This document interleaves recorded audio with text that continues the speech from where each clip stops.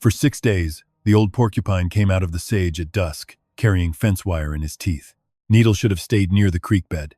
He was too old for town roads, too half-blind for wagon ruts, and too lame to drag anything heavier than dry grass. Yet every evening, while Miriam Vale counted the 3 days left before the county posted its final seizure notice on her farm, he crossed the dusty lane and hauled another rusted strand toward the abandoned schoolhouse. On the 7th evening, children trailed behind him, with sticks dragging harmless lines in the dust. Men laughed from the mercantile porch. Someone called out that even Miriam's animals were stealing from other people's fences now. Miriam wanted to take Needle home, but porcupines were not made for holding, and pride was not much easier to carry. So she walked behind him, while Finch County watched its poorest widow follow a quilled old creature to a door no one had opened in 9 years. Elias Crowder arrived before she reached the steps. The county surveyor never hurried. His boots were clean, his ledger was buttoned shut, and his voice had the softness of a man who could ruin a life without raising it. "That animal is drawn to salt on old wire," he said. "Nothing more." It sounded reasonable. That was the danger of Crowder. He always sounded reasonable. Then Needle ignored 3 fresh fence strands stacked beside the schoolhouse wall and dragged his rusted piece straight to the door. The wire caught beneath the threshold and pulled loose a curl of packed dust. Crowder's hand tightened around the brass clasp of his ledger, and Miriam saw it. Needle pressed his nose to the narrow gap and scraped until something white and square showed under the dust, the corner of an old county map, marked in the same red survey ink printed across Miriam Vale's seizure notice. Miriam did not pull the paper free at once.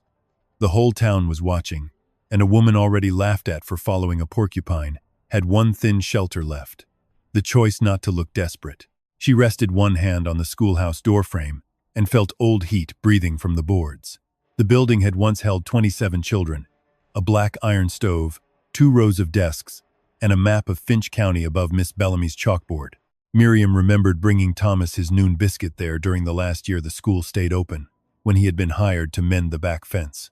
He had come home that week with splinters in his palms, and a quietness she mistook for tiredness.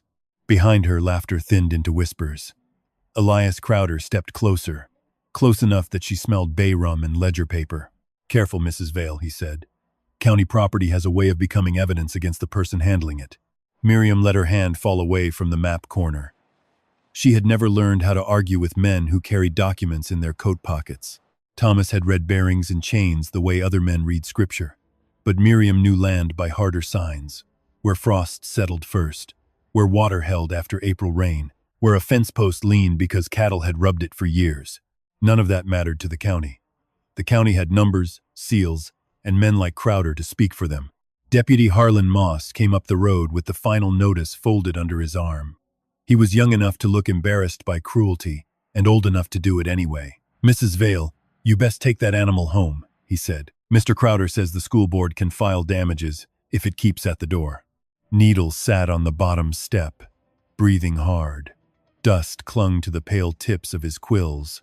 One back foot trembled, but his nose stayed aimed at the threshold, as if the schoolhouse had a scent only he remembered. "He is not hurting anything," Miriam said. "He's hauling stolen wire through town.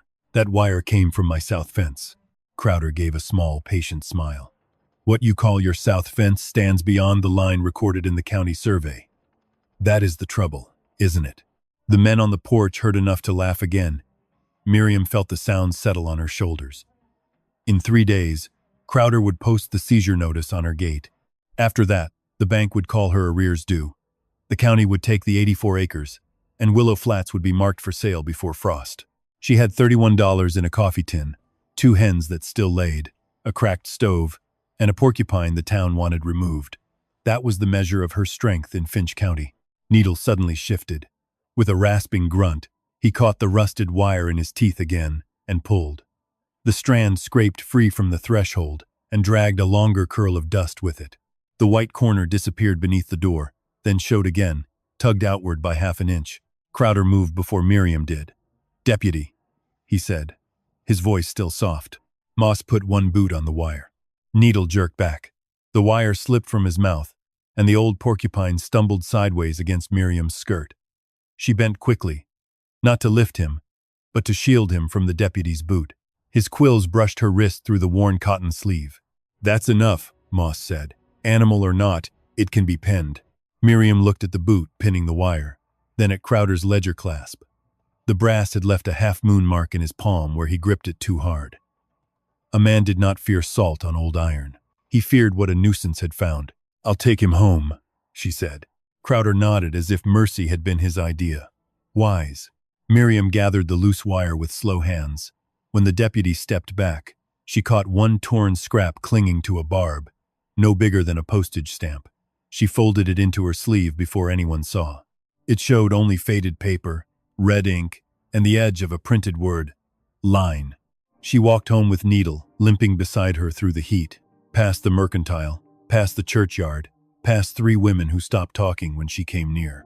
Her cabin sat beyond the creek bed where the sage grew silver, and the old fence ran in broken teeth across the flats. Thomas's hammer still hung on a nail beside the door. She had not touched it since the winter he died. The cabin itself offered no argument in her favor. Its roof dipped above the stove corner, the window hide was patched with flour paste, and the shelf held more empty jars than full ones. The bank had already counted those things in silence. So had the county. Poor houses were easy to measure, because every object inside them seemed to prove the owner had no strength left. Thomas used to come home from fence work with Needle, tucked at a safe distance under the woodpile, laughing that the creature had more spite than sense. He had found the porcupine years before near the Bellamy pasture, one foot torn by an old trap and one eye clouded white. Miriam had called it foolish mercy then. Now the same lame animal was the only living thing in Finch County, still following Thomas's marks instead of Crowder's papers. Inside, Miriam opened the coffee tin and set the paper scrap beside the $31. Needle crawled under the table, exhausted, but after a minute, he began to nose at a loose board near the stove. Miriam almost scolded him. Then she saw what he was pushing from beneath the board. A second piece of wire, wrapped around a narrow strip of pine, burned with Thomas Vale's crooked V. Miriam kept the second wire on the table until the last light left the cabin. It was no longer than her forearm, twisted twice around a strip of pine shaved thin with a knife. Thomas's crooked V had been burned near one end, not carved, the way he marked posts when rain might swell the wood and blur a shallow cut. She touched the blackened lines with the tip of her finger and felt, for the first time in months, not comfort but anger. Her husband had put that mark somewhere beneath her own floor, and he had died without telling her why. Needle slept under the table with his sides moving hard. Every few breaths, one hind foot twitched, as if he were still dragging wire through dust. Miriam wanted to blame the animal for stirring up trouble, then hated herself for it. Needle had not signed the county papers. Needle had not moved the boundary. Needle had only carried what Thomas had once touched. She lit the stove with 2 splinters and opened the trunk at the foot of the bed. Thomas's things had stayed there since the winter fever took him. 2 wool shirts, a belt with a cracked buckle, a leather pouch of fence staples, and the small brown notebook he used when hired to mend lines for ranchers who could pay in coin or flour. Miriam had avoided the notebook because Thomas's handwriting made grief feel newly made. Tonight she opened it anyway. The first pages were ordinary. 4 rods of wire for the Bellamy pasture, 12 posts reset along the Sutter Wash, 1 hinge mended at Pike School, paid by school board voucher, $1.75. After that, 3 pages had been cut out so neatly that only pale stubs remained near the binding. Miriam ran her thumb over the missing edges. Thomas never tore pages from a book. He saved grocery lists and flour sacks, saying paper had memory even when people did not. Behind the notebook, folded under a shirt, lay an envelope addressed but never mailed. Territorial Land Office, Cedar Junction. The stamp had not been licked. Inside was only a blank sheet, except for the first line Thomas had begun in pencil, to whom it may concern regarding the Willow Flats boundary. Nothing more. Either he had lost courage, or someone had stopped him before he found the words. A dull scrape came from beneath the table. Needle had woken and was nosing the piece of wire. He did not chew it. He pushed it toward the door. No, Miriam said, but the word had no weight. At dawn she carried both wires to the south fence, with Needle waddling behind her through sage wet with thin silver dew. The line ran crooked across the flats, part standing, part fallen, part replaced after storms Thomas had never lived to see. Beyond it, Willow Flats spread low and pale in the morning. The best grazing on her claim, or what had once been called her claim before Crowder's new map made it county land. If the seizure notice held, she would not even have the creek bed.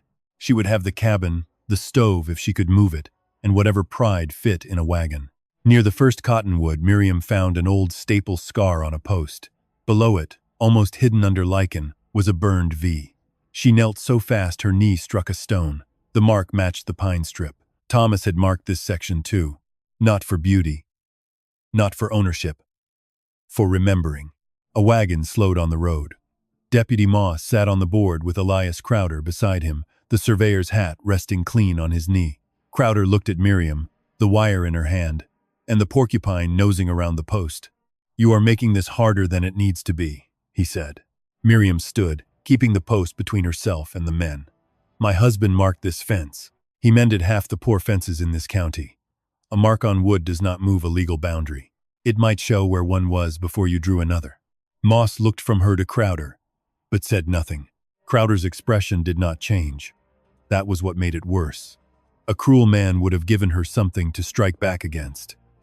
Crowder only sighed, as if her ignorance pained him. "Mrs. Vale, porcupines are drawn to salt. Old wire holds sweat from hands, animals, weather, years of mineral dust. If that creature has been dragging rust, it proves only that nature is untidy." His answer was too smooth, and because it was smooth, Miriam felt doubt open under her ribs. She had seen Needle gnaw axe handles. She had seen him worry leather harness straps until Thomas cursed and laughed in the same breath. Perhaps the whole town was right. Perhaps grief had taken a few scraps of wire and dressed them in meaning because losing land felt too plain to bear. Crowder reached into his ledger and removed a folded notice. "The final posting will be made Friday at 9 in the morning. I would advise you not to interfere with county property before then." Moss flicked the reins, but as the wagon rolled away, the deputy looked back once. Not at Miriam. At the burned V on the post. She spent the next hour testing Crowder's explanation because she was tired of being fooled by hope. From the tool shed she brought a fresh length of wire Thomas had bought the year before he died. She rubbed it with salt from her own tin, then laid it beside the old strand. Needle sniffed the salted wire, sneezed, and turned away. He went instead to the rusted piece from beneath the floor, gripped it carefully in his teeth, and dragged it along the fence line. Miriam followed, her doubt thinning but not gone. Needle did not move fast. Twice he stopped to rest under clumps of rabbit brush. Once his bad leg folded, and he sat with his quills trembling, stubbornly facing west until his breath steadied. When Miriam tried to turn him back, he pulled the wire another few inches and gave a low rasp that sounded almost like complaint.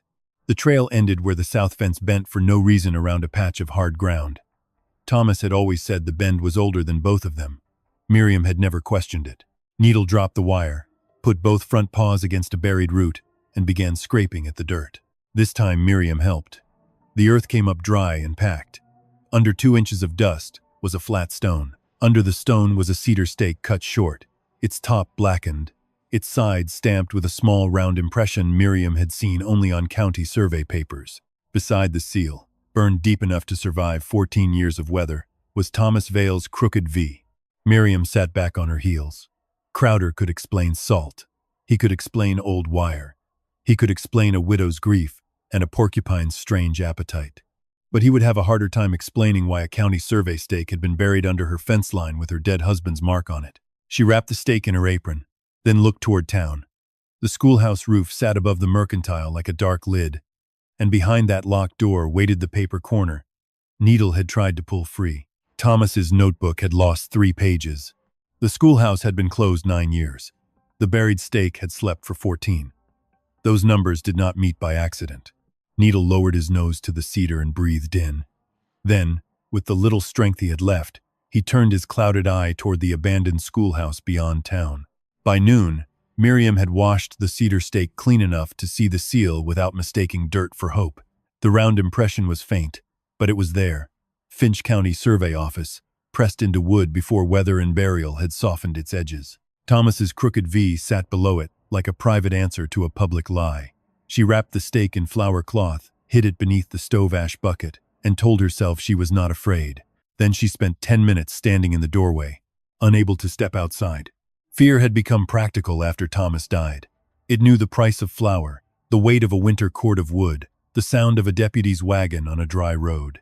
It did not scream. It counted what could be taken. If Crowder learned she had a county stake, he could call it stolen property. If Deputy Moss found it, he could carry it straight back to the man who needed it gone. If Miriam did nothing, the seizure notice would still come Friday morning, and Crowder's map would turn her life into a clerical correction. Needle settled the matter by nosing the door until it bumped against her boot. "You are too old for this," she said. The porcupine blinked his cloudy eye, then waddled into the yard, as if age had never been an argument worth hearing. Miriam followed him toward town with the paper scrap hidden in her sleeve, and Thomas's notebook tucked under her shawl. She did not carry the survey stake. Not yet. A person with one piece of proof could be dismissed as confused. A person with proof in her hands could be robbed of it. The abandoned schoolhouse stood behind a leaning picket fence at the far edge of Mercy Row, its white paint gone gray, its bell rope missing, its windows filmed with 9 summers of dust. On the porch, 3 fresh fence strands still lay where someone had stacked them after the trouble the evening before. Needle did not turn toward them. He went to the locked door, sniffed the threshold, and sat down as if he had come to keep an appointment. Miriam tried the handle. Locked. "School board keeps that key," a voice said behind her. Ruth Bellamy stood near the gate with a market basket over one arm. She had been the last teacher in that room, and even after 9 years away from the chalkboard, she still wore her hair pinned as if children might arrive late and need correcting. Her eyes moved from Miriam to Needle, then to the bottom of the door. "I am not here to steal anything," Miriam said. "No," Ruth answered. "Most people who steal from schools wear better coats." The words were dry, but not unkind. Miriam took the paper scrap from her sleeve and unfolded it. "This came from under the door. It has county ink on it." Ruth did not touch the scrap. Her face changed in a small way, the way a shutter changes a room without making a sound. "You should take that home. I found a county stake near my south fence." This time Ruth looked at Needle. The porcupine had pressed his nose to the threshold again and was breathing in short, rough pulls. Dust fluttered beneath the door each time he exhaled.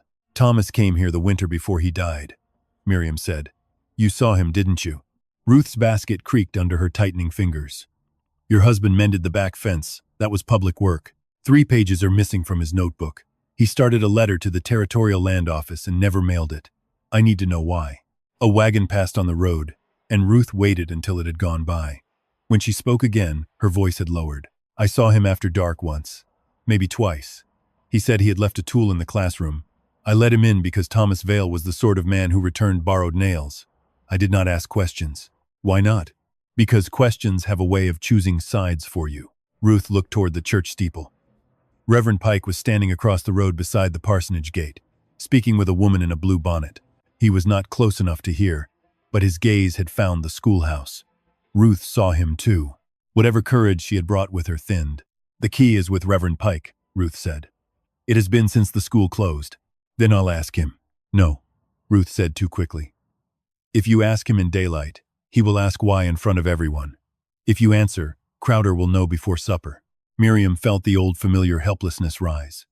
Every door in Finch County seemed to have a man beside it, explaining the proper way for her not to enter. "Then what do you suggest?" Ruth reached into her basket and moved aside a folded towel, a paper of salt, and 2 bruised apples. Under them lay a black iron key. "I borrowed it this morning to air the room. That is what I will say if anyone asks. I did not borrow it for you." She held the key out but did not let go when Miriam took it. "If you find nothing, you never speak my name.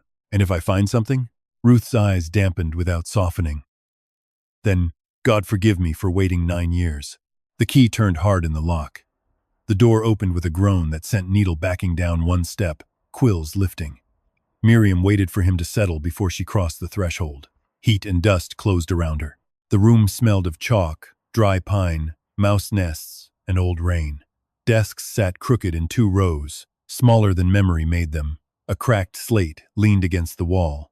The county map that had once hung above the chalkboard was gone, leaving a pale rectangle where sunlight had not reached the boards. Needle entered slowly. His claws clicked over the floorboards, then stopped near the cold stove. He sniffed 1 desk leg, ignored it, passed the teacher's platform, and moved toward the back corner, where Thomas had once repaired a fence visible through the window. Miriam followed with Ruth just inside the doorway, ready to flee. "There," Ruth whispered. Miriam looked at the floor. At first she saw only dust. Then Needle scraped once, not hard, just enough to uncover a line between two boards that had been filled with gray putty. The putty was newer than the wood. Thomas would have noticed. Thomas had always noticed the thing meant to look older than it was. Miriam knelt and used her pocket knife. The putty came away in dry crumbs. Beneath it, a square of floorboard lifted half an inch, then caught. Ruth crossed the room despite herself and pressed one hand over her mouth. "He told me it was only a tool," she said. Miriam worked the blade under the edge until the board loosened. Needle sat beside her, trembling with the effort of staying upright. Under the floor was no map, not at first. Only a narrow hollow packed with old chalk dust, pine shavings, and 3 short lengths of cedar wrapped in oilcloth. Miriam pulled the first piece free. It was a survey stake, cut down to fit beneath the classroom floor. On one side was the faded county seal. On the other was Thomas's crooked V. Below both marks, written in red pencil, were 2 sets of numbers separated by a hard black line. Miriam did not know enough surveying to read them, but she knew enough land to understand fear.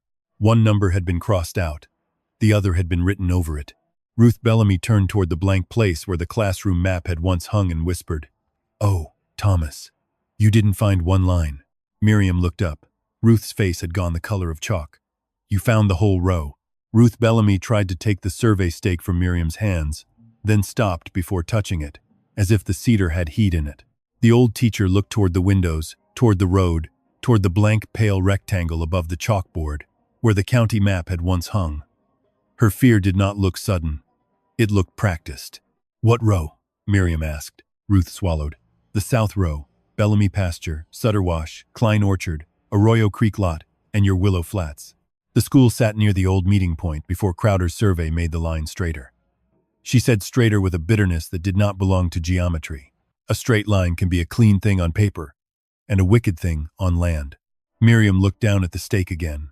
The red pencil numbers meant little to her, but the black slash through the first set was clear enough. Someone had not corrected a mistake. Someone had buried one. Needle nosed at the oilcloth in the floor hollow. Miriam set the first stake aside and drew out the second. This one was shorter, cut so roughly that saw teeth had left small ridges along the top. The county seal was fainter, but Thomas's V remained deep and dark. The overwritten number on its side ended in 42, while the crossed-out number beneath it ended in 17. Miriam did not understand bearings, but she understood difference. 25 chains, if that was what the numbers meant, could move more than a fence. It could move a pasture, a creek crossing, a man's inheritance. Ruth stepped back. "Put them away. I need to see the third." "You need to leave before someone sees the door open." "Someone already saw us." Miriam nodded toward the parsonage across the road. Reverend Caleb Pike was no longer by the gate, but the gate still swung a little in the heat, as if he had passed through it recently. "Why does he keep the school key?" "He chaired the board when the school closed." "And when the map disappeared?" Ruth's mouth tightened. "Do not make a villain of a coward simply because he is close at hand." The answer struck harder than denial. Miriam pulled the third stake from the hollow.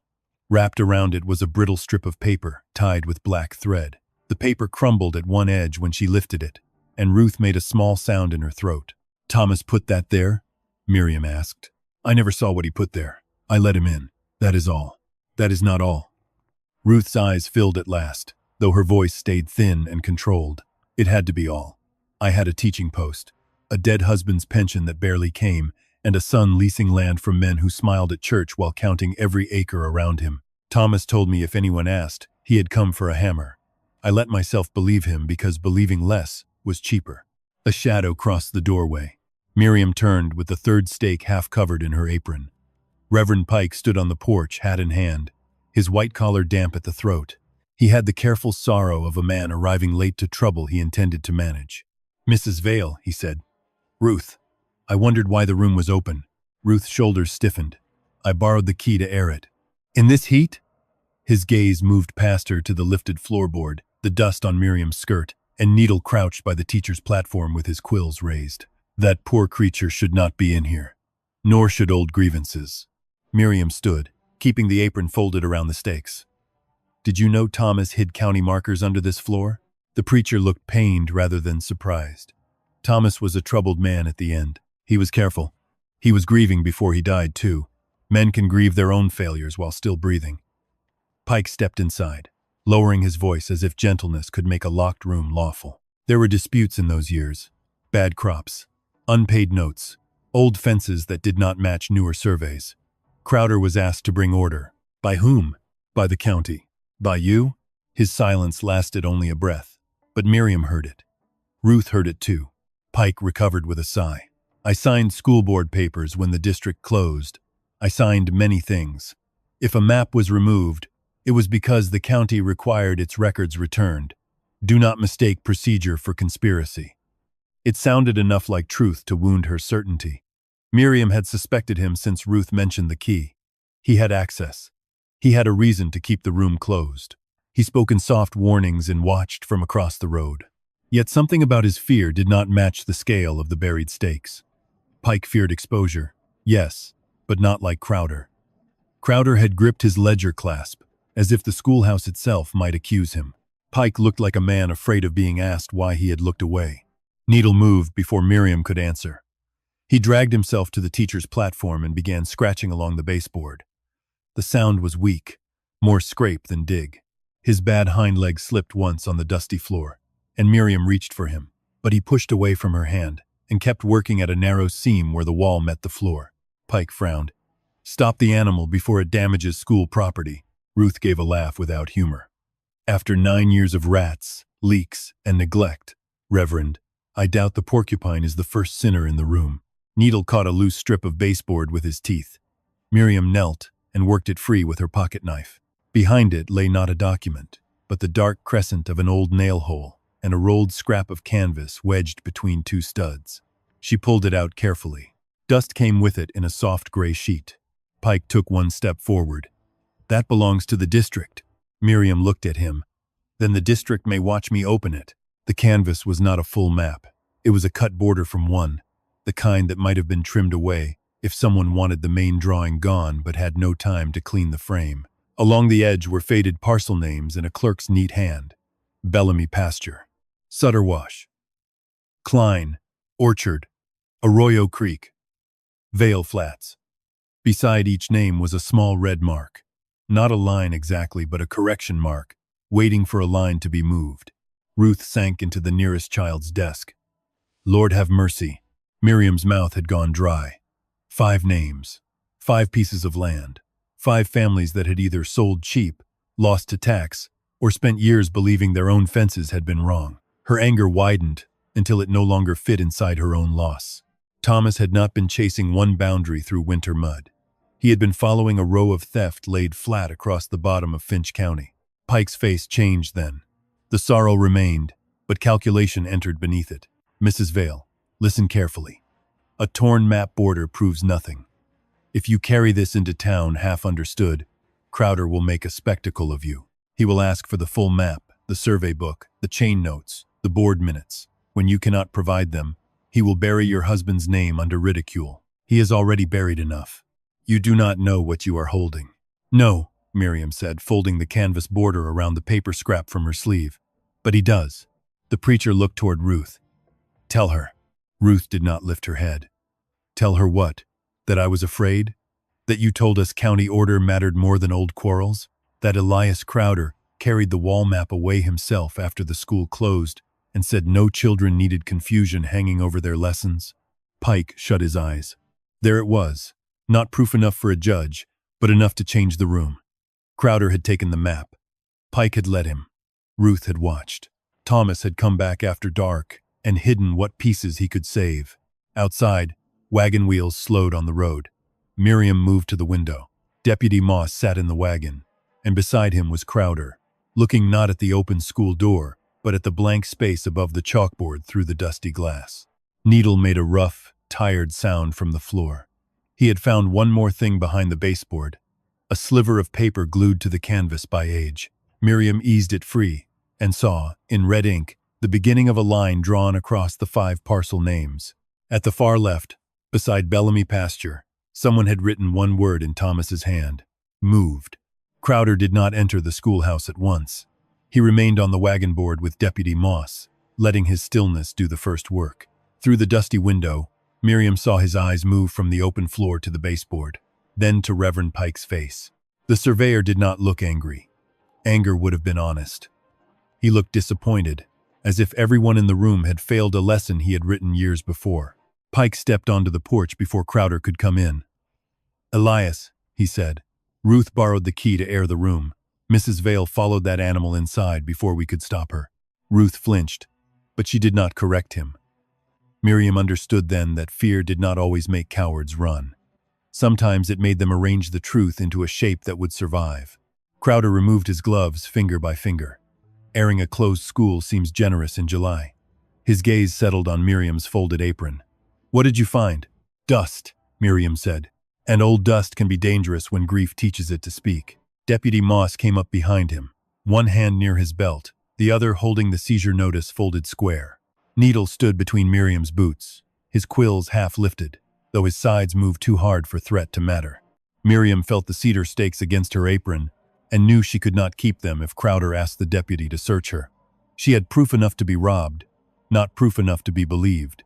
So she did the first dishonest thing she had done in Thomas Vale's name. She let one stake slide from the cloth and clatter onto the schoolroom floor. Moss bent for it. Crowder's eyes followed the sound, and in that narrow second, Miriam folded the canvas border and the red-marked sliver into the back of Thomas's notebook beneath her shawl. Ruth saw. Pike saw. Neither spoke.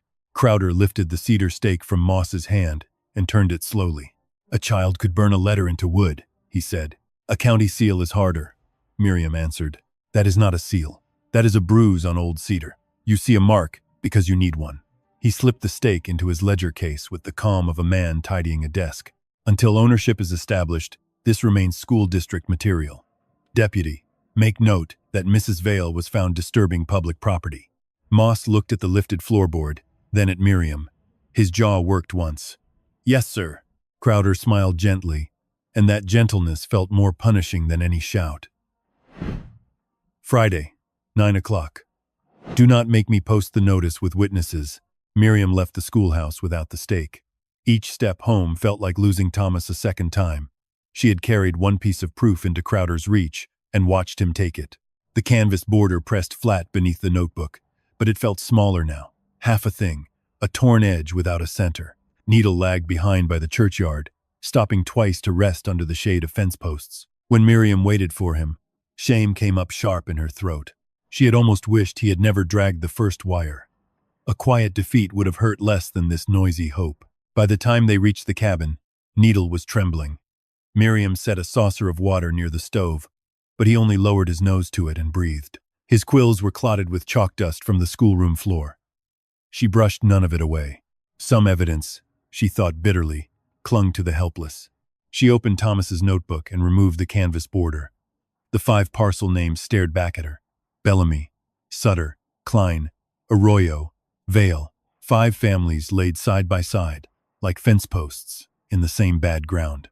The paper sliver with Thomas's word, moved, lay beside them. She wanted to feel triumph, but anger filled the space first. Thomas had known. Thomas had cut pages from his notebook, hidden stakes under a classroom, started a letter he never sent, and left her to stand alone before men who could make her sound foolish with a sentence. She took his hammer from the nail by the door. Its handle was dark with the oil of his palm. For a moment she only held it, hating how easily her hand remembered the weight. Then she saw the brass wedge near the head had been reset badly. Not by a blacksmith, but by Thomas himself. The edge showed a smear of pine pitch, the same pitch he used to seal fence cuts against weather. Miriam fetched her pocket knife and worked at the wedge until her thumb stung. The brass loosened. A narrow plug slid free from the end, hollowed inside and sealed with wax. From that small hiding place she drew 3 folded pages, thin as onion skin, covered in Thomas's tight handwriting. For several minutes she could not read them. The cabin blurred. Needle shifted under the table with a dry rustle, and the sound brought her back. The first page was not addressed to the land office. It was addressed to her. "Miriam, if you are reading this, then I failed to get the proof beyond Finch County." She sat down before her knees gave way. Thomas wrote that Crowder had changed the Willow Flats boundary in 2 steps, first by replacing the old schoolhouse meeting point with a newer marker near the dry wash, then by using that false point to straighten the south row across 5 parcels. He had not moved fences in the open. He had moved numbers, and fences had followed because poor people trusted men with maps or feared the cost of proving them wrong. Thomas had found 3 original stakes while repairing the school fence. He had hidden them because Crowder's clerk had already made 1 complaint vanish from the county office. The second page hurt more. I did not tell you because I wanted one person in this house who could answer honestly if asked. Forgive me for making a shield out of your ignorance. I told myself it was protection. It may have only been fear wearing a decent coat. Miriam pressed the paper against her mouth. All winter she had believed Thomas kept silence because he thought she was not useful in matters of maps and men. After his fever took him, that belief hardened into a quiet splinter she carried under every chore. Now the splinter moved. It did not come out clean. Love rarely did. Thomas had protected her by leaving her blind, and she was furious with him for it, even while the words shook in her hands like a living thing. On the 3rd page, he had drawn a rough plan of the schoolroom: stove, teacher's platform, back corner, baseboard, wall map. 3 X marks showed where he had hidden the stakes. A 4th mark sat outside the building near an old cottonwood stump behind the school, labeled V-line witness. Beneath the sketch, he had written 1 sentence darker than the rest. A line does not die if something living remembers where it stood. Miriam looked at Needle. The old porcupine had dragged himself from beneath the table. He stood beside Thomas's hammer, nose lifted toward the open door, as if the name of the schoolhouse had reached him without sound. He had not known numbers. He had not known law. But he had known Thomas's hands on cedar, pitch, rusted iron, and the path from the old fence to the classroom floor. Maybe memory was not always kept in paper. Maybe some of it moved slowly on sore feet through sage at dusk, carrying what men had tried to bury. Miriam folded the pages carefully and put them inside her dress. The anger did not leave, but it changed direction. It no longer pointed at Thomas alone. It pointed toward Crowder's clean ledger, Pike's careful silence, Ruth's frightened waiting, and every straight line drawn across land by a man who never had to sleep beside the loss. Outside, the sun dropped behind Willow Flats. In the low light, the south fence looked broken, but not random. It looked interrupted. Miriam stepped to the doorway with the hammer in her hand and saw, beyond the creek bed, the abandoned schoolhouse roof catching the last red of evening. Somewhere behind it waited a cottonwood stump. Thomas had marked on a page he never meant Crowder to find. Needle took 1 stiff step after her, then another. "No," Miriam whispered, though she already knew he would not listen. The porcupine passed the threshold and turned toward town. Miriam followed Needle, only as far as the creek bed, before she lifted him into a grain sack lined with Thomas's old shirt. He fought her for 3 heartbeats, all quills and insulted breath, then sagged against the cloth, as if his pride had finally run out of legs. She carried him under one arm and kept the hammer in her other hand. The road to town had never felt so long. Every fence post seemed to watch her pass, and every open window along Mercy Row looked like an ear. She did not go through the front of the schoolyard. Crowder would expect that. Instead, she crossed behind the blacksmith shed, followed the dry drainage ditch, and came up through rabbit brush at the rear of the schoolhouse where the cottonwood stump sat half sunk in weeds. It was broader than she remembered, silver gray, hollow on one side, with new shoots growing out of dead wood. Thomas had once told her cottonwoods were stubborn because they knew water better than men did. Needle stirred in the sack before she reached it. Miriam set him down. He came out slowly, sniffed the stump, then dragged himself around the hollow side and began scraping at a seam where old roots had lifted the soil. This time Miriam did not wait for him to spend himself. She used the hammer claw and her pocket knife, working quietly while dusk thickened around the schoolhouse wall. Under the roots lay a flat brick. Beneath the brick was a tobacco tin wrapped in oilcloth. Miriam nearly laughed from the meanness of relief. It was such a Thomas hiding place, plain, stubborn, ugly enough to be ignored. Inside the tin was not a map. It held 5 narrow paper slips, each folded twice and marked with a family name: Bellamy, Sutter, Klein, Arroyo, Vale. There were also 2 receipts from Crowder's office, 1 school board voucher signed by Reverend Pike, and a small brass tag stamped with the words, "Original Meeting Point Pike School South." Miriam held the brass tag in her palm until its edges bit her skin. A meeting point was not the whole truth, but it was a beginning the county could not explain away as porch gossip. Thomas had written a note on the back of the Vale slip. If they moved the point, they moved every grief after it. A floorboard creaked inside the schoolhouse. Miriam froze. Needle raised his quills, but no growl came out of him, only a strained breath. Through a crack in the back shutter, lamplight moved across the classroom. Someone was inside. She gathered the tin and crouched low by the stump. Reverend Pike's voice came first, hushed and frayed. "You said there was nothing left here," Crowder answered softly. "There is nothing that matters if people stop lending it meaning. You should have burned the frame with the map still in it. And have every fool in Finch County ask why a closed school needed fire?" Crowder's shadow crossed the shutter. "No, Reverend. Order is maintained by appearing ordinary." Miriam felt the words settle cold in her chest. She wanted to stay, to hear more. But Needle shifted, and the dry weeds crackled under his claws. The lamplight stopped moving. She backed away through the ditch, carrying the porcupine against her side. He was too tired to object. By the time she reached Ruth Bellamy's cottage, the first stars had come out, and the town had gone blue around the edges. Ruth opened the door before Miriam knocked twice. "You should not be here. Crowder is in the schoolhouse with Pike." Ruth's face emptied. Miriam put the tobacco tin on the table. The old teacher did not touch it until she saw the Bellamy slip. Then she sat down hard, as if a chair had been pulled beneath her by mercy or punishment. "My father lost that pasture," Ruth said. "Crowder told us the old fence sat 7 chains beyond the legal line. Father sold the cattle to pay the adjustment tax. He died saying he had misremembered his own land." "Did he?" "No." Ruth unfolded the Bellamy slip with careful fingers. "But a poor man can be made to apologize to the paper that robs him." The slip held 2 columns in Thomas's hand. Old bearing, Crowder bearing, acre loss, 19. The Sutter slip said 31, Klein Orchard 12.5, Arroyo Creek, 27, Vale Flats, 84. Miriam read each number aloud once, not to understand them fully, but to make them exist in a room where Crowder could not soften them. Ruth finally gave the rest of what she had withheld. The school board had closed Pike School after Crowder's new survey placed the building on county-controlled ground.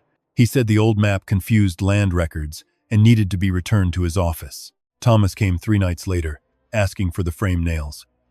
Ruth let him in and found him standing before the empty wall, shaking with rage so quiet it frightened her.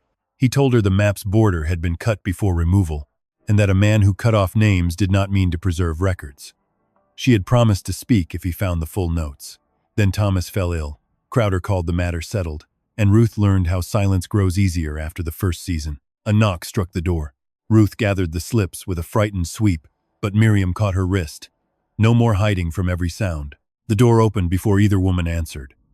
Deputy Moss stood outside without his hat. His face was pale beneath road dust. "I saw Crowder ride to the school," he said. "Then I saw you come here." Miriam moved in front of the table. "Are you here to take what he missed?" Moss looked at Needle, curled in the corner on Thomas's shirt, then at the brass tag beside the tobacco tin.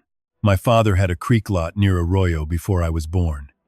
He said he lost it because he was bad with figures. My mother said he stopped singing after the county man came." His voice hardened with embarrassment, as if tenderness were a mistake. "If you have something real, Mrs. Vale, it had better be more than your husband's notes." Ruth pushed the Arroyo slip toward him. Moss read it once, then again.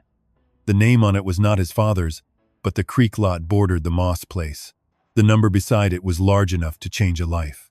He did not apologize for doubting her. Men like Moss did not yet know how.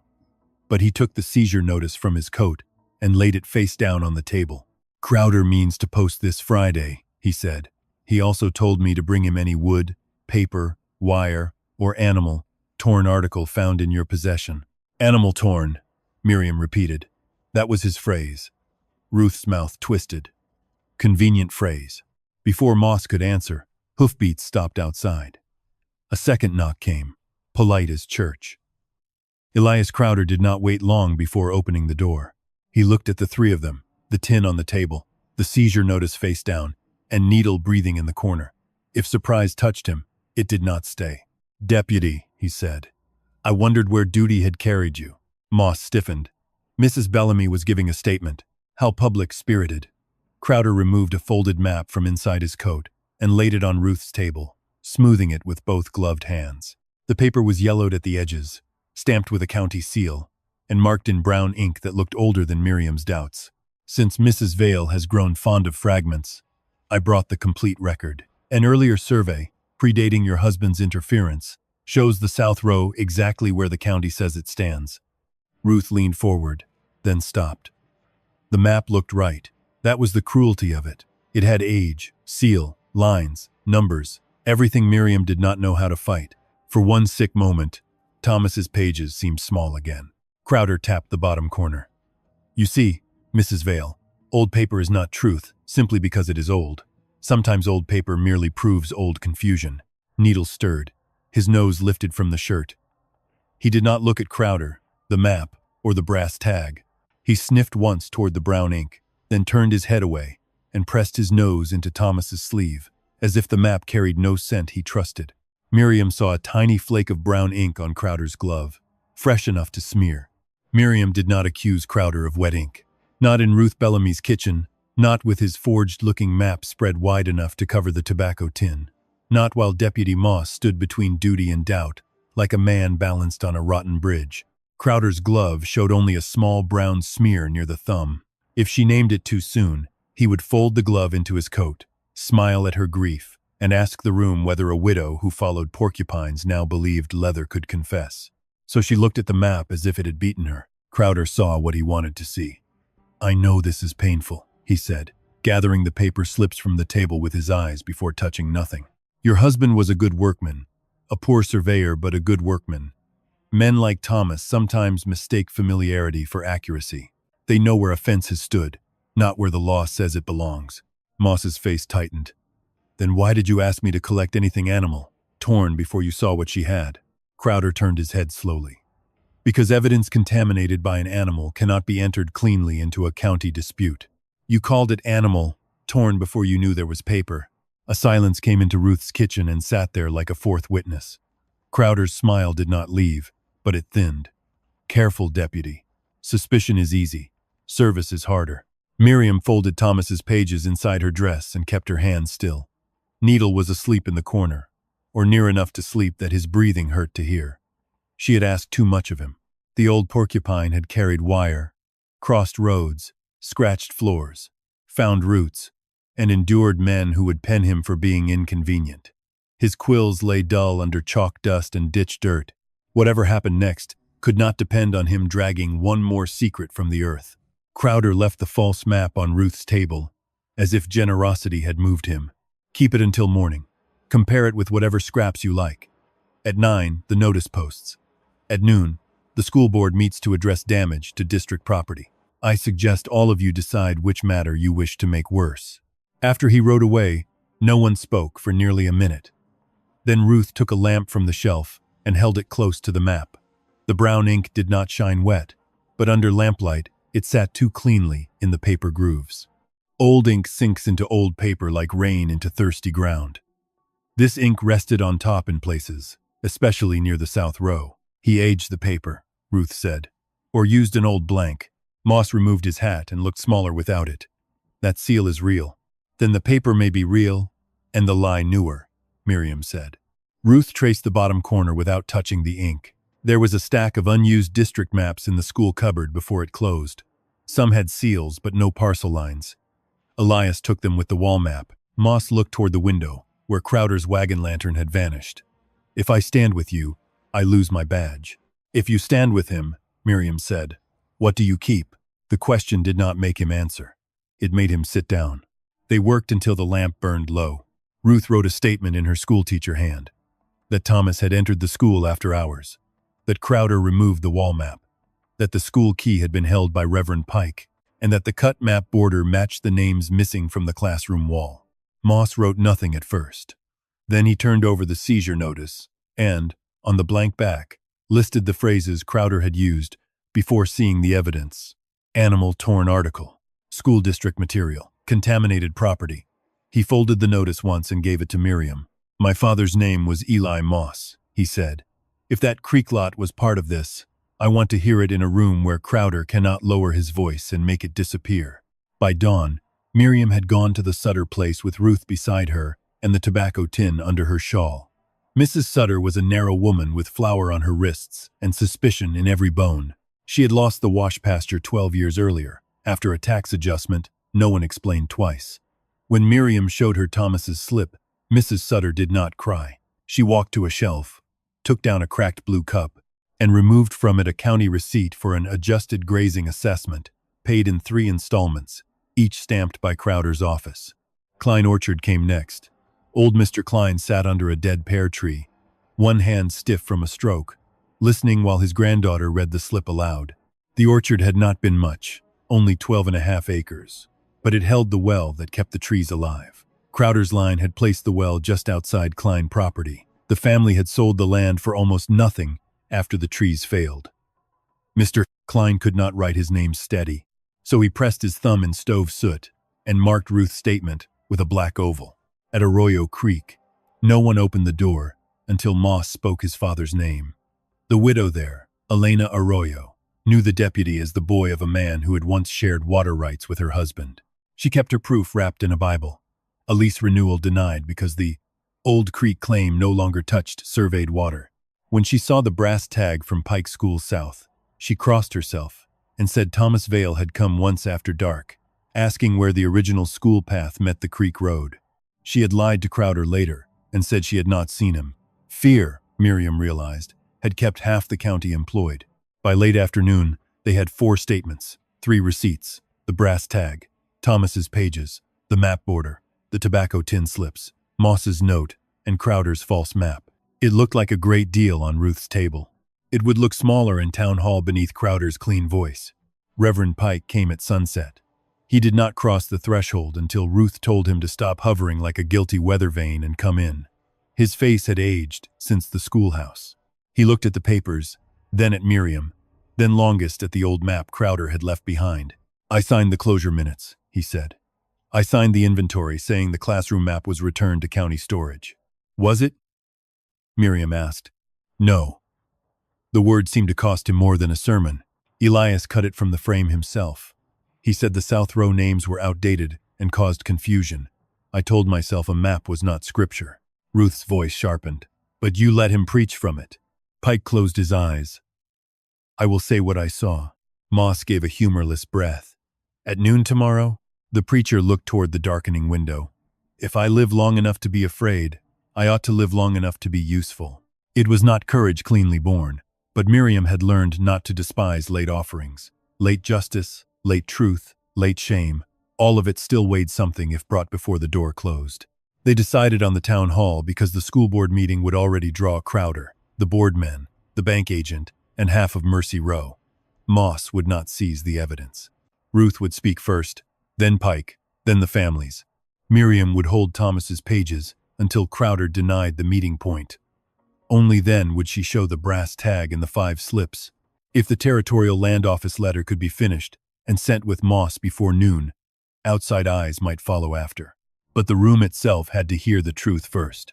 Ruth added one more practical warning before they slept. The town hall clerk's table and 2 floorboards near it had been built from salvaged Pike School lumber after the county office expanded. Moss also knew a Cedar Junction land examiner was already reviewing boundary complaints in Hayes County, close enough that a rider could reach him before the week ended. Needle slept through most of it. Once, near midnight, he woke and tried to stand. His back legs slid out from under him. Miriam set him gently in a crate lined with Thomas's shirt and fastened the loose door with twine. "You have done enough," she whispered. "Tomorrow is for people." His cloudy eye watched her through the slats, unreadable and tired. Near dawn, Miriam woke to the sound of twine snapping. The crate door hung open. Thomas's shirt lay empty inside, dusted with loose quills and schoolhouse chalk. On the floor, a faint gray trail led from the crate to the cabin door, where the latch had not caught. Outside, in the paling dark, the trail turned toward town. Miriam found Needle halfway to town, not on the road but under the schoolhouse porch, where the first scrap of map had shown beneath the threshold. Dawn had barely lifted over Finch County. The old porcupine lay against the lowest step, his sides working in shallow pulls, his nose pressed to the narrow gap under the door. He had scraped until his front claws were packed with gray dust. A thin white corner still showed there, but now the dust around it had been loosened into a small crescent. "You stubborn old fool," Miriam whispered, and the tenderness in the words nearly broke her. She slid her pocket knife under the threshold and worked the paper free, a little at a time. It was not the full map. It was a folded school board inventory, brittle at the seams, with one line written in the margin in Thomas's hand. Wall map removed whole by EC. Border cut later. Beneath that was a second note, smaller and harder to read. Ask why the 1,879 seal is on an 1,883 line. Miriam did not understand the years yet, but she understood enough to tuck the paper beside Thomas's pages and lift Needle into the grain sack before he could fight her. At 9 o'clock, Crowder posted the final seizure notice on Miriam's gate, with 2 witnesses from the bank and the school board clerk. Miriam was not there to receive it. She was in Ruth Bellamy's kitchen, laying every piece of proof in order. Thomas's 3 pages, the 5 family slips, the brass tag, the map border, Pike's written confession, Ruth's statement, the Sutter receipts, the Klein thumb mark, the Arroyo lease denial, Moss's note on Crowder's phrases, and the folded inventory Needle had pulled from the schoolhouse threshold. It still looked fragile. Truth often did before entering a room built for power. By noon, the town hall was full. The school board sat at the front table beneath a faded flag. Crowder stood beside them with his false old map rolled in one hand and Miriam's confiscated cedar stake lying on the table as if he had rescued it from her foolishness. Reverend Pike sat near the aisle, pale and sweating. Ruth kept both hands folded over her statement. The Sutter woman, Elena Arroyo, and Klein's granddaughter stood together along the wall. Deputy Moss stayed near the door with no hat on, which made half the room notice him before the meeting began. Crowder spoke first. He always did when silence could be claimed as order. This meeting concerns damage to district property and a final land posting already made in accordance with county record. Mrs. Vale has my sympathy, but sympathy cannot be allowed to rewrite boundaries. The board clerk nodded too quickly. Miriam stepped forward before fear could teach her another delay. Then let the record be read aloud. Crowder's smile barely moved. Fragments and animal, dragged scraps are not records. That is the first thing you said before seeing them, Moss said from the door. A murmur moved through the room. Crowder turned slowly. Deputy, you would do well to remember who appointed you. My badge was appointed by the county, Moss said, not your ledger. The first resistance came through the clerk. He declared Thomas's pages private property, not admissible to a school board matter. Crowder added that any cedar stake removed from beneath a floor was district material and therefore stolen. The second came when Reverend Pike was called. He stood, opened his mouth, and nearly failed. Crowder watched him with patient disappointment, and for a moment Pike looked ready to fold himself back into silence. Ruth Bellamy rose then, not loudly, not bravely in any clean storybook way, but enough. Caleb, she said, if you lie now, you will not be keeping peace. You will only be keeping him. Pike put one hand on the chair before him. Elias Crowder removed the classroom wall map himself after the school closed. I signed the inventory saying it had gone to county storage. I did not see it stored. I saw it cut from its frame. Crowder sighed. A map was removed because it was outdated. Miriam unfolded the school board inventory Needle had found. Then why does this inventory say the map was removed whole? And why did Thomas write that the border was cut later? Crowder's answer was ready. Because your husband wrote many things he did not understand. He unrolled his map across the front table. It was beautiful in the way lies can be beautiful when made by careful hands. The seal looked old. The paper looked old. The south row stood exactly where Crowder needed it. Several men in the room leaned forward and began to nod, relieved to have confusion return to paper. The third resistance came from the bank agent, who stood to say the seizure notice had already been posted, and that disrupting a legal posting could add costs against Miriam's remaining property. The fourth came from the board clerk, who refused to read the family statements because they were emotional recollections. The fifth came when Crowder pointed at Needle in the crate by Miriam's feet and said any proof touched, torn, or located by an animal could not be trusted. Miriam felt the room slipping. Ruth's statement sounded old against Crowder's seal. The receipts proved fees, not theft. Thomas's pages proved suspicion, not law. Then Needle stirred in the crate. Miriam had tied the door twice, but the old porcupine pushed his nose through the gap and scraped one claw along the floorboards of the town hall. Crowder's eyes dropped. Miriam saw it. So did Moss. Needle was not scraping at random. The town hall had been built from salvaged school lumber when the county offices expanded years ago. One long board beneath the clerk's table still showed a pale rectangle of old varnish and nail holes from a frame. Needle dragged himself toward it, quills trembling, breath rasping, ignoring the gasps and boots around him. Moss moved first, not to stop him but to hold back the clerk. "Let the animal pass," he said. Crowder reached for the board. Miriam reached the table before he did. Under its edge, caught behind an old crossbrace, was a strip of canvas, dark with age. Needle had found the scent of pine pitch and school dust again, carried from one building into another when the old classroom lumber had been reused. Miriam pulled the strip free. It was the missing lower edge of the wall map, wider than the border found in the schoolhouse, and this one still held the printed seal and date. Finch County School District Survey, 1879. Across it, in Thomas's hand, were the original meeting point marks. The line Crowder's map showed as drawn in 1883 crossed land, under a seal that had not been used after 1879. Ruth understood first. "His map cannot be older than Thomas's proof," she said. He put a later line on an earlier seal. Moss lifted Crowder's glove from the table where the surveyor had laid it aside. The brown smear near the thumb had dried darker now, but it was visible. "Fresh ink," he said. Crowder did not confess. Men like him rarely handed truth to the room cleanly. He called Moss disloyal, Pike confused, Ruth resentful, Miriam unbalanced, Thomas incompetent, and the animal contamination enough to shame any honest hearing. But each denial required another person to stand. Mrs. Sutter laid out 3 stamped receipts. Elena Arroyo read the denied water lease, in a voice that shook only once. Klein's granddaughter held up her grandfather's soot thumb mark and named the well they lost. Pike admitted the blank-sealed maps had been taken from the school cupboard. Ruth swore Crowder carried the wall map away. Moss placed the false map, Thomas's dated strip, and the ink-stained glove side by side. The room did not erupt. It changed more slowly than that. Men who had laughed at Miriam looked at the floor. Women who had buried anger in church hats lifted their faces. The board chairman, who had planned to adjourn before trouble grew teeth, ordered the evidence gathered and sealed. Moss sent a rider with Thomas's unfinished letter, now completed by Miriam, to Cedar Junction for the territorial land examiner already reviewing boundary complaints in the next county. Crowder was not dragged out in chains. He was told to surrender his ledger case, his county seal, and the keys to the survey office before sunset. For a man who had hidden behind paper, it was a public stripping. By evening, the seizure notice was removed from Miriam's gate. Not torn, not burned, but removed and folded into the evidence packet because even lies had to be preserved when they proved the shape of a crime. The South Row would take months to restore. Taxes would need review, deeds would need correction, and some losses could not be given back by any office. Mr. Klein's orchard was dead, Ruth's father was dead, Thomas was dead. Justice had arrived with dust on its boots, far later than mercy would have. After the room emptied, Miriam carried Needle home in the grain sack. He did not fight her.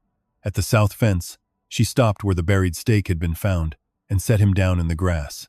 The light over Willow Flats had turned gold and low. For the first time since Thomas died, the broken fence did not look like failure. It looked like a sentence paused before its last word. Miriam took Thomas's hammer and drove one short cedar post into the old line. She did not build a fence. Not yet. She only marked where truth had stood before men moved it. Needle lay beside the post with his cloudy eye half open, his nose resting near the wood. She touched the crooked V, burned into the side, and let herself speak to the man she had spent years misunderstanding. "You should have told me," she said softly, "but I heard you in the end." The wind moved through the sage. Needle breathed, slow and rough, still living, still stubborn, no hero, except in the way old creatures sometimes are, when they remember what everyone else is paid to forget. Miriam sat beside him until the first star came out over Finch County, and behind her, the new post held the true line without needing anyone's permission.